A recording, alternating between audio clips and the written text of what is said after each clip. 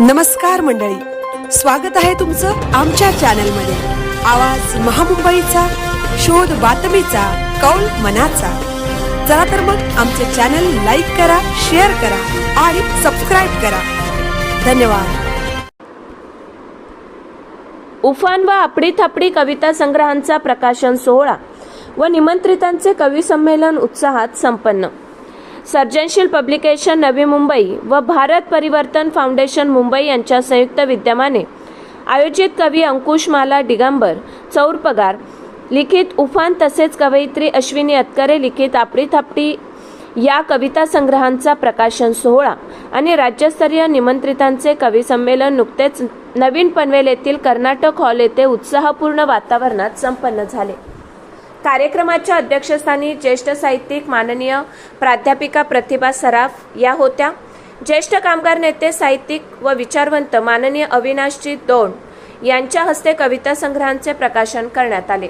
यावेळी आंबेडकरी साहित्य, अभिनय व दिग्दर्शन क्षेत्रातील मान्यवर माननीय चरण जाधव तसेच युवा गझलकार व सर्जनशील शब्दवेल साहित्य संघाचे अध्यक्ष माननीय प्रवीण बोपुलकर यांची प्रमुख उपस्थिती लाभली.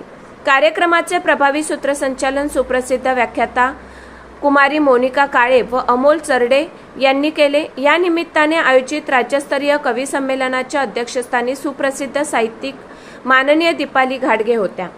राज्यभरातील विविध कवी कवयित्रींनी आपल्या कविता सादर करत सामाजिक विद्रोही, प्रेम, मानवता आणि परिवर्तनवादी विचारांना स्वर दिला.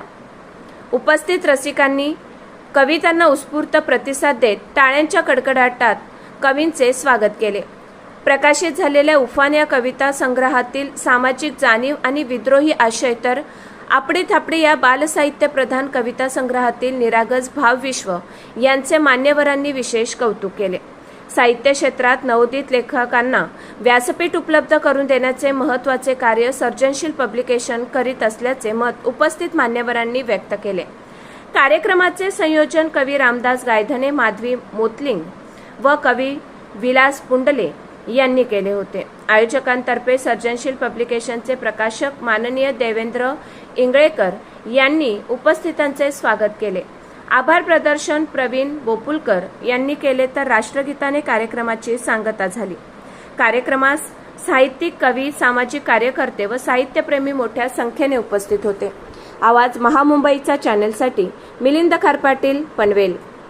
असू दे आशय डोळ्यात अनुभवायचे.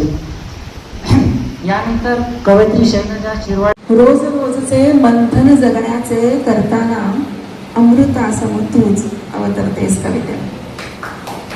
कविता मनात कशी जन्माला येते, कुठून जन्माला येते हे सांगणं खरं तर खूप अवघड आहे.